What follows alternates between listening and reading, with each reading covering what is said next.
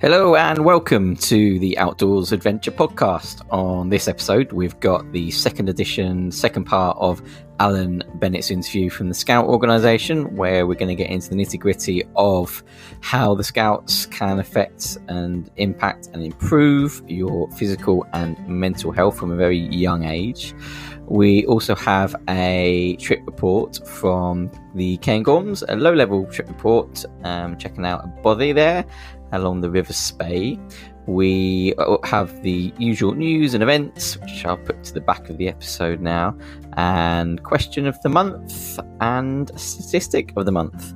So we'll crack straight on with the interview, the second part of the interview from Alan Bennett. So before we crack on, just want to run through the socials again. I've set up a Twitter page now called @theoutdoorspod. So you can find us there. There's also the Facebook page, Facebook group, again, the Outdoors Adventure Podcast. Just look for the image that's shown on the podcast on Facebook. You can get in touch at outdoorsadventurepodcast@hotmail.com. So in the introduction to this, I would have spoken a little bit about how we're going to talk about sort of the mental health benefits of this. And it's a subject I could potentially get quite passionate about. I think we do a lot of things wrong as a society. And I'm going to have a little bit of a monologue now. So bear with me, because in the research to this, I sort of want to point it down the route of how this benefits children. And it was shocked at some of the stuff that I found. I mean, I think it's well documented that as a species, as a society, our mental health is suffering. And to me, it's quite clear why our mental health is suffering. We're animals, and we are so far away from being an animal these days with modern technology and modern stress that biologically we're not designed to be. We shouldn't be indoors all the time. We shouldn't be sat behind a desk all the time. We should be outdoors. And some of the stuff that I come across is, it's shocking, really. According to the Children's Society, 1 in 6 15 to 16-year-olds now have a mental health problem. And that's up 50% in the last 3 years. 50% of mental health problems are established by the time that you're 14 years old. And the highest risk group is 17 to 22-year-old women, so young women. And then moving on a little bit into adulthood, the stat that always surprises me as a 37-year-old male, the biggest cause of death for under 40-year-old males is suicide. And it's absolutely crazy when you sort of sit there and you look at the fact that we aren't going outdoors as much as a society, and yet the benefits of going outdoors are huge. So perhaps you can sort of touch on the benefits that this has for children and their development growing up, and how it helps them into adulthood with their mental health as well. Yeah, some shocking stats really into the Rob, to hear. They're difficult to hear, and that's where I think scouting can play a big societal part, really. I've always believed this, and there was a study a couple of years ago, I think it was University of Edinburgh or Glasgow, it was up in Scotland anyway, and it was around a group of more senior people in age, and they did a bit of research with them, and they found that you're 35% more likely to have better mental health at 50 if you've been a scout or a guide, and you might be able to get this up on YouTube. No. There's a bit of a BBC feature on it. Wow. Actually, and it just really showcased. It just really showcased, and they were, they had them around the table talking about it. But the importance of having that connection young, and then that giving you better mental health, once you got to 50, really, and I then flipped that, to some more of the question you were asking, Rob. When I think it was over 4 years ago, when we started looking into piloting scouting for 4 and 5 year olds. So at the time, the pilot was called hedgehogs. It then became squirrels. Oh, okay. Another story for another day. And one of the big things was that, and you've probably seen it in this past week if people have been watching the news with the Princess of Wales. I keep wanting to say the Duchess of Cambridge, but it's not that anymore. The Princess of Wales and her campaign that she launched about early years as well.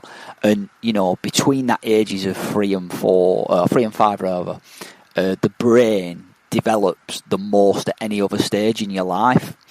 And from a Scout's point of view, you know, we weren't involved in helping with that. You know, the brain's developing so much and they're not participating in Scouting when we know we can have such a big effect. And that was one of the big sort of things that we often talked about. And, you know, as part of that initial piloting, one of the things was around school readiness as well, and supporting young people of that age to be ready for school, you know. And then I look back now and, you know, you just touched on the pandemic, but there's so many children aged 4 and 5 now who, because of the pandemic, never experienced social settings until literally the first day of school. So they may have not been to nursery, they may have not even been to a wedding of a family, you know, or a big family occasion like this, and then they're put into school and it's extremely overwhelming. And, you know, I believe as we go on and progresses, Scouting's got a massive part to play with that, particularly now with squirrels. And just one example of that is we had a young squirrel called Oscar in a dray in Liverpool, and Oscar had selective mutism. So what this would mean was, you know, he'd often freeze, he'd really struggle to communicate, he may only use hand gestures, you know, like thumbs up or a high five, or he may only like whisper to someone he's close to, like his parents, you know, and this could often it'd happen quite a lot.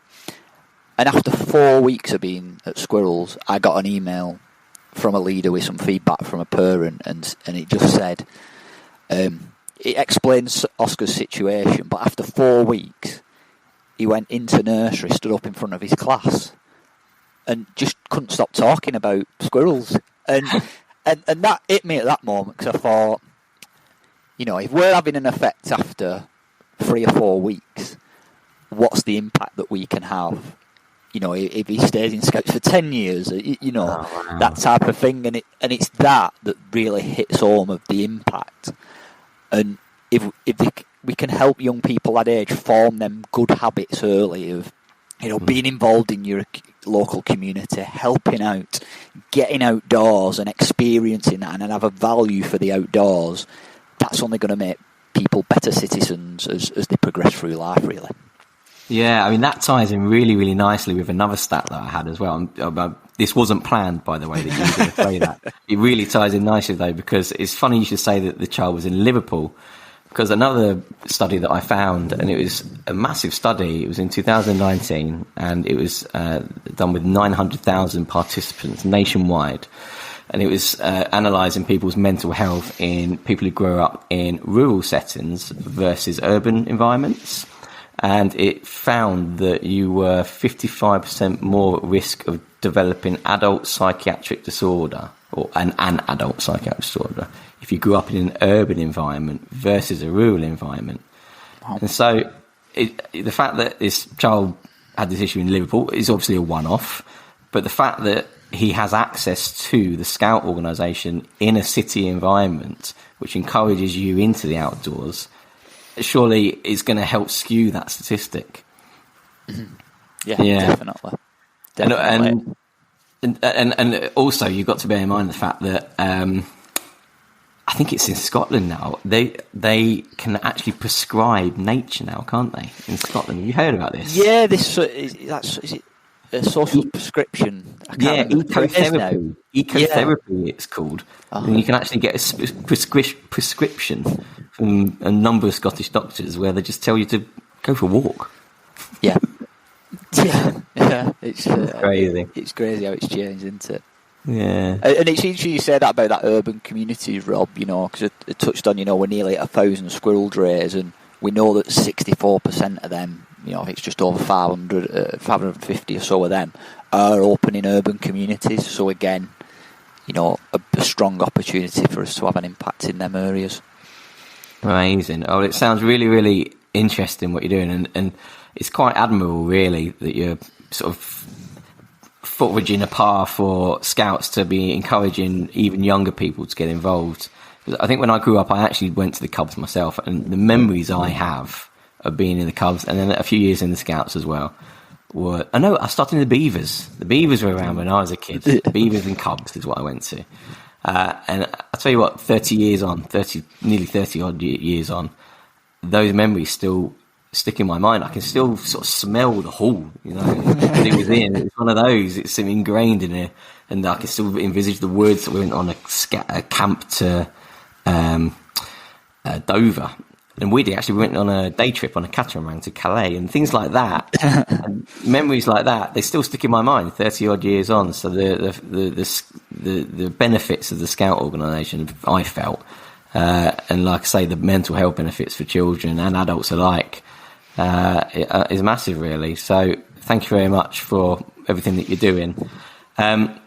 There's always one question that I ask every guest that comes on here. And bear with me, because I want to make sure I ask it right, because I want to make sure I'm not asking you different questions that I asked last month. Now, saying that it's one question I always ask everyone, make sure it is the right question. And that question is, what's the one thing about you that when you tell others always surprises them? Well, you've spoke some of the surprising saying about being a referee, I guess, Rob, so I'll have to use a different one. I'll edit that out. But yeah, I did have a think about this, and I don't often talk about this a lot, but when I was a kid, I think it was around from about the age of 7 up to about 14, I was a really good crown green bowler, and I actually played at county level for Lancashire, and I used to travel all over the shore, and then I used to play in a men's league, so I'd rock up at like 11 or 12 and play, grown men and so on, and and sometimes I would beat them, and they didn't like that at all. Like, it was one of these moments where there shouldn't be young kids around here, and it's like, if you don't have young kids, the sport's going to die. But it was funny. I was thinking about it before in the gym of. I remember when I got my first set of balls. I think I was about 6 or 7. And it was at the time when Power Rangers was massive. And my nan rang me up and said, I've got you a surprise. And I said, oh, have you got me a Megazord Power Ranger? And she went, no, you'll have to come. So I went down all excited. And it was a set of Craig Green balls. And I used to do it with my granddad.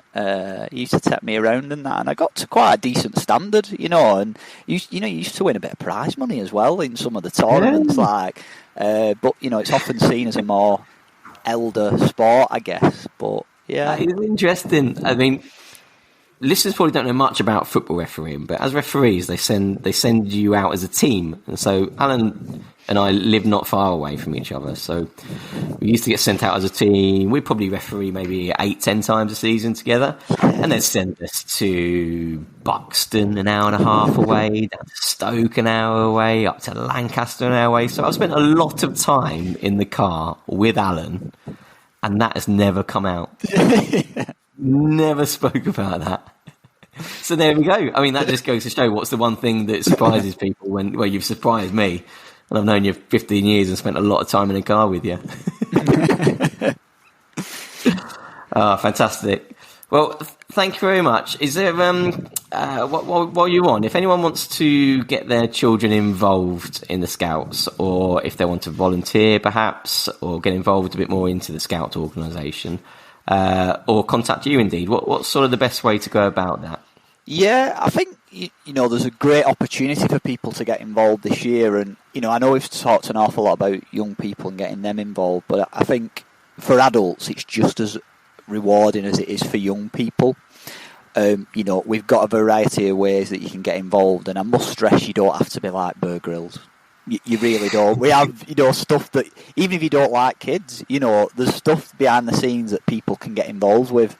And, we're going to hear a lot more about this in the coming months. But obviously we've got the King's coronation coming up.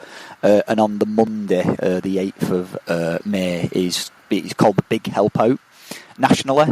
And what they're doing, they're trying to get people out and about, getting involved in the local community, helping out and trying different activities. And the Scouts are going to be playing a massive part in that. So on Monday the 8th of May, save it in your diaries. Up and down your communities, there's going to be Scouts out and about, and it's a great opportunity for you to come and give it a go and see what you think, really. And, it changes lives. I was a young, beaver. I started in the beavers and worked all my way through up scouting. I didn't think I'd end up in a job with it. I really didn't. That's not how it works. If you're a good scout, you get a job. It's really not like that. But it does open doors. It really, really can change your life. And, it saved me an awful lot when I was a young kid. So, this is a great opportunity. And if I've really sold that really well and you can't wait till then, get on our website, scouts.org.uk, and you can find your local group. And there's, for your child and for yourself, there's loads of different opportunities. And I think I'd just like to finish on that, Rob, by saying, just a big thank you to all our volunteers. We've got over 150,000 now. We need more. We absolutely need more. But just a big thank you for all the time that they give each and every week to give Skills for Life to young people, because without them, we'd be nothing. Fantastic. Well, I think that's a brilliant way to end. So thank you very much for your time. Thank you.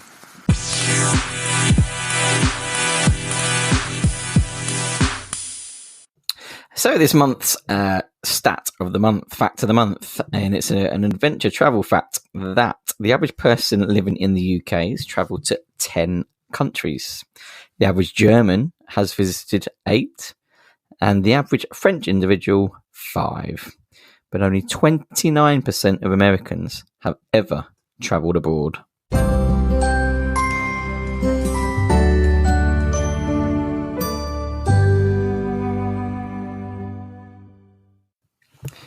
So don't forget, in a couple of weeks' time, I'll be reading out some responses to our question of the month. If you want to get involved in the question of the month, go ahead to the Facebook page, the Outdoors Adventure Podcast on Facebook. It's actually the Facebook group, not the Facebook page, but on there you will find a link to the question of the month, and you can give me your thoughts on what is your favourite UK national park and why. I've also posted on a couple of Facebook groups as well, not my group, other groups as well, and I've got some really, really interesting responses. So it would be great to hear yours too.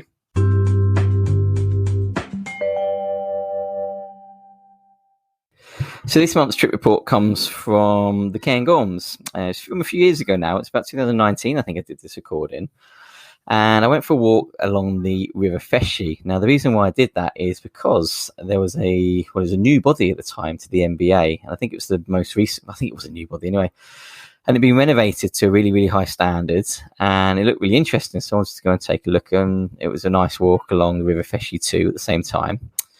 Now, when I was there, I met someone called Lindsay. And this bloke portrayed that he was the MO to me, who's basically looks after the bothy. It turns out he's quite a controversial character. I had a good chat with him.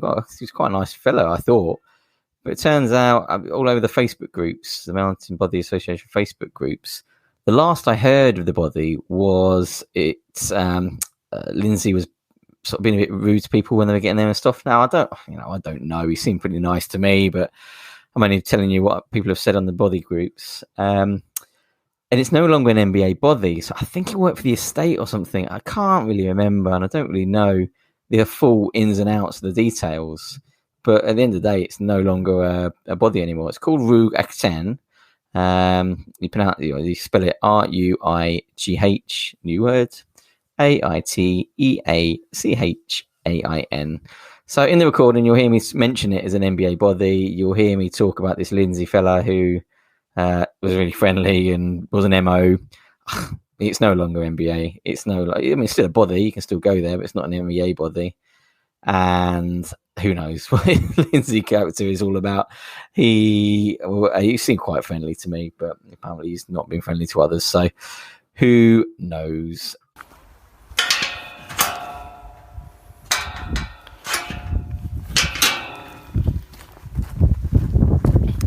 So as you can probably hear, we are on a walk, obviously, and we've just entered the trailhead on the route to a bothy.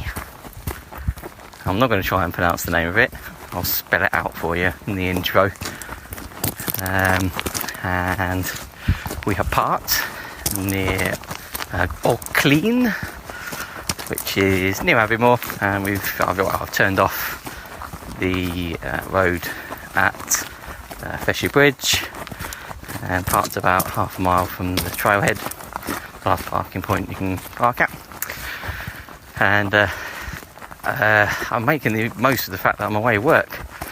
I'm staying in Aviemore tonight, and I've arrived a little bit early, so I thought I'd check out the bothy, which surprised me. Online there's been a lot of photos of it. I think it's probably about a year old, something like that. They refurbished it and it looks incredible. If anyone stays in bothies fairly regularly, the standards hit or miss, fairly basic, all the way through to this one today, which looks like the best I've seen. So I thought I'd check it out. If I get time, I might even climb on Munro. So we're just walking on the trailhead now, and it's a beautiful place. I've never walked around this area of the Cairngorms before. A bit quiet. There was one other car in the car park, which is good news. Something better than going on a nice long walk and passing everyone every 30 seconds. I think I've got the place to myself. Surrounded by, well, there's a couple of Munros here actually. There's only a couple, one or two, but plenty of hills. And I'm just walking through the trees, the woods at the moment. Probably as fair walk in as most bothies are. Probably looking an hour and a half walking, I reckon. It's currently 3:30, so who knows if half 4 or 5, get to 5 o'clock. Yeah, I might have time to climb the Munro, which is flanking the bothy. So we're about a mile or so into less than a mile probably into the walk. As you can probably hear, there's a stream in the background. I do most of my walking in the Lake Districts, and the thing I love about walking in Scotland is a lot less tame. In the Lake District, I'd be pretty much given there'd be a bridge going over this. And this thing in the state of spate, it's probably unpassable this as it is at the moment. I'm looking further upstream. There's probably a route across further upstream, and actually there is a bit of a path going up there, so it looks like a lot of people have to do that at some point. As it is, it's been fairly dry recently, so I will try and negotiate across without too much difficulty. Fortunately, I've got okay boots, so we might have go in too high, as I'm only really planning on a fairly short walk today. Ooh, the slippy! Nearly in. I've not really packed anything. It's all a bit last minute. From home as well. I only really thought about it last night. So I've not got any waterproof trousers, not got any gaiters, got a waterproof jacket and a bit of water. That's pretty much about it really. Hat and gloves in case it's a bit cold on top. I'm not planning on being out for too long, 4 or 5 hours, and I'm not bothered about being wet. It's not particularly cold, so I'll be alright if I do get wet. And I've got a hotel booked in Aviemore tonight, even though I'm going to a bothy. I've got a meeting early in Inverness, so I don't really have time to walk back from the bothy and get to a meeting. So successfully across that stream and onwards to the bothy. We are now probably halfway to the bothy, and we've got to another river crossing, and again it's problematic in worse conditions, but as it is, it's okay for now, he says. And he turns the corner and comes to much more challenging part to cross. There we are. This looks like the thing. It's really, it's lovely walking around here. And because it's early May, it's quite warm. Lots of trees about, pine trees. It gives you the sense of sort of walking abroad, really. That sort of smell you get from the pine needles. And it's quite a good track on the way to the bothy. Vast open space. It's what always strikes me about walking in Scotland. When I do most of my walking in Snowdonia in the Lake District, fairly enclosed places, when you come walking in Scotland, it's much more open. vast open spaces and big wide rivers, more wild, and I suppose harder to tame because it's massive, more of it to tame. We're just entering a forest now. There's got a bit of everything really. It's open, vast open country, walking through a gorgeous forest now. Could be in a film or something.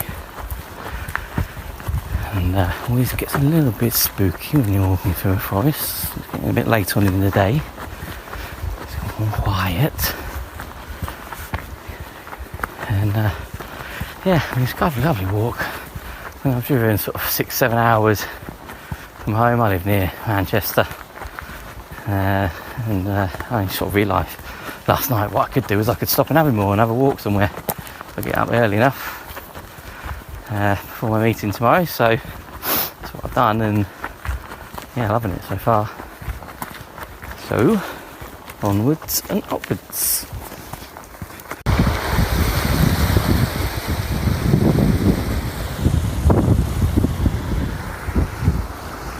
I don't think we're far from the body now. I say we, it's only me.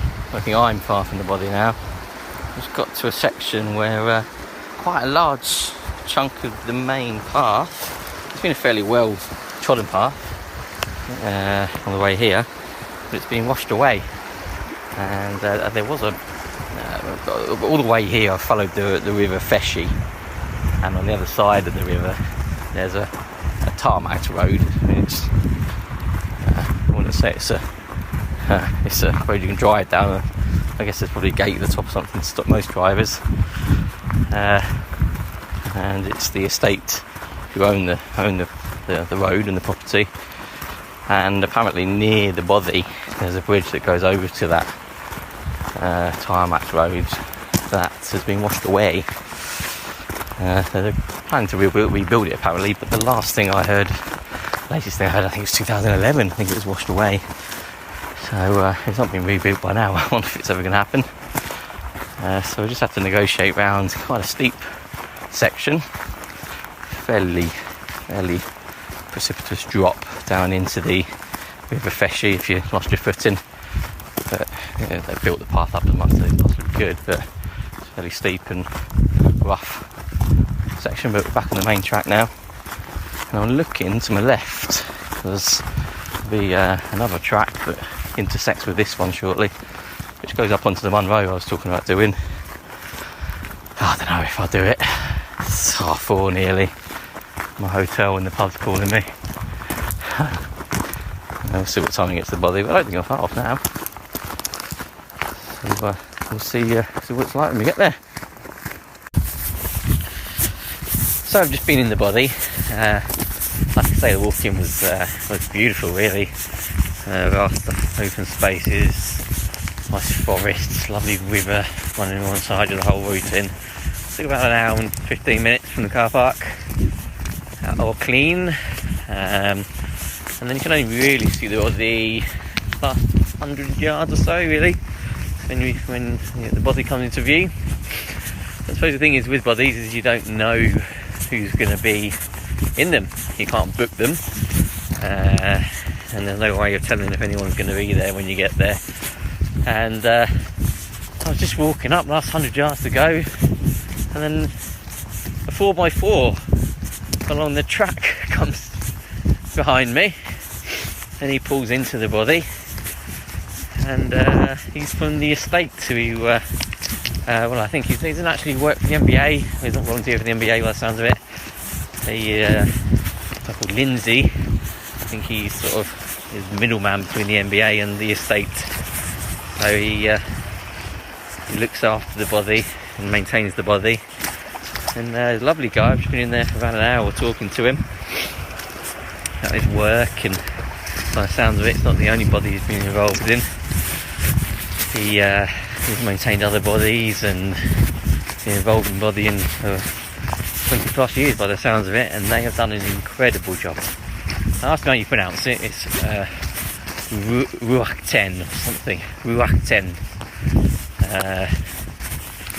So Gaelic, he said you can pronounce it 5 or 6 ways by the sounds of it. But yeah, I mean, out of all the bothies I've stayed in, maybe 15 or so bothies, that is easily the nicest bothy. It's a wooden interior. The finish is exceptional. 2 lovely fireplaces, and the place was gorgeous and warm. He's been there for 2 days. He's got another 8 days here, and then he's heading back home for a few weeks and coming back again during the to-go challenge, where they're expecting it to be fairly busy. It's not really run like a traditional bothy.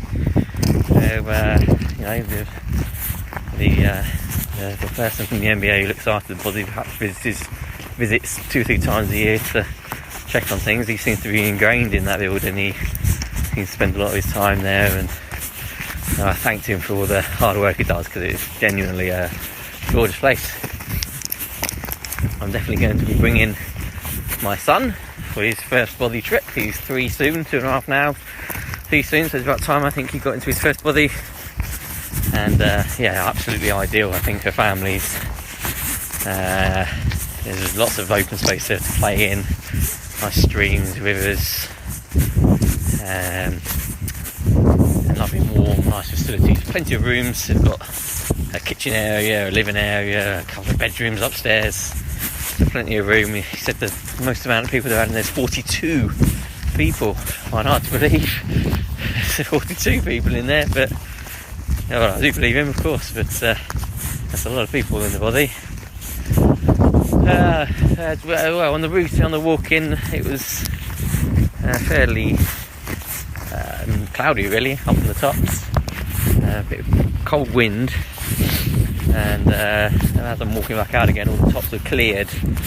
But as I'm walking back out, I just walked past the track which goes up into the Munro I was thinking of doing. It's 6 o'clock now. I've been in there for an hour and a half talking to him, and it's another hour and a bit from where I am here back to the car. So that'll take us to 7 o'clock, and just another 2.5, 3 hours up onto the bothy, up into the Munro and back. So I've got my head tortured and stuff. The call of the Cairngorms hotel with a pint and the food is calling me.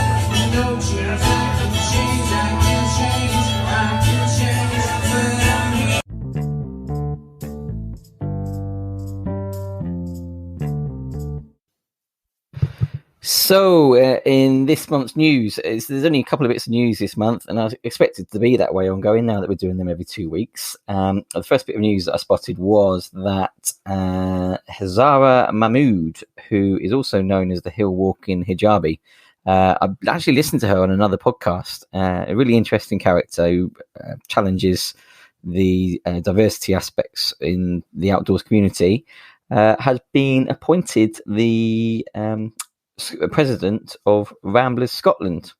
She obviously has a role in sort of breaking down barriers around the outdoors community, being a Muslim woman of South Asian heritage, and I think it's great news. I don't know about anyone else, but I'm 30 or middle-aged white male. When I go walking up mountains, I see people like me. So it's great to try and understand the needs of the ethnic communities and get someone in a high-profile role who will be championing the issues that they face. The other bit of news was that the Fisherman's Path in Bedgullet has been renovated. When I say renovated, it's because a 100 metres section of it was washed away in storms and the high level river. Now, this isn't the Fisherman's Path that you might see all over social media with all of the Via Ferrata, essentially. And this is the one just south of Bedgullet. I think I've driven past it. It looks like a brilliant walk, to be fair. But yeah, it's not the one that you probably see all over social media, although it probably should be, because like I say, it's a gorgeous walk from what you can see from the road on the opposite side of the river. 30 tons of stone was shipped in to help renovate the path.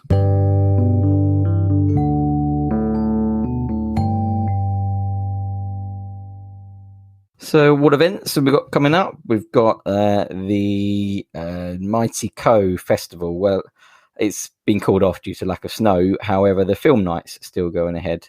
It's at the Glencoe Mountain Resort on the 11th of March, just a few days' time after this is released. You can get tickets at themightyco.com if you're anywhere near Glencoe and fancy having a movie night. There is also a tour from Gordon Buchanan. So he's a filmmaker, cameraman. He's quite a famous cameraman, though, because he's done, I don't know if anyone watched it, but he did a documentary around polar bears. And he spent some time in the outdoors with polar bears. And you might have seen the footage of, he's in like this protective glass cage, and the polar bear's trying to attack him. Anyway, he's doing a tour from the 14th of March all the way through to the 15th of April. So there's no way I'm going to list them all on here. But yeah, if you sort of Google Gordon Buchanan tour, all the dates will be on there. We also, last month I mentioned James Ketchell's also doing a tour. He's still touring. And if you go to Speakers on the Edge, he's touring in association with them. And then lastly, again, I want to mention previously, the Outdoors Expo next weekend, so 18th to the 19th of March at the NEC in Birmingham. Tons of stuff going on, loads of stuff. Too much to mention, really. But if you go to the nec.co.uk, you can find all the information there, and tickets are only a tenner.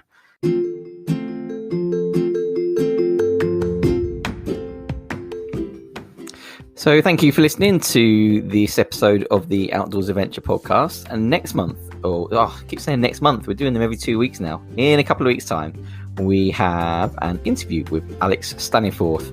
It's difficult to say what Alex has done. He's done so much. Attempted Everest a couple of times. Cho Oyu. He's the director of a charity. He does challenge events in the UK, raising money for charity.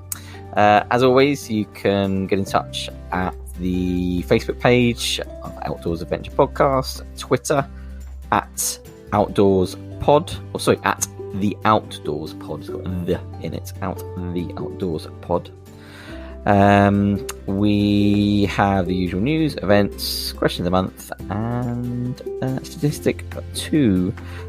See you in a few weeks.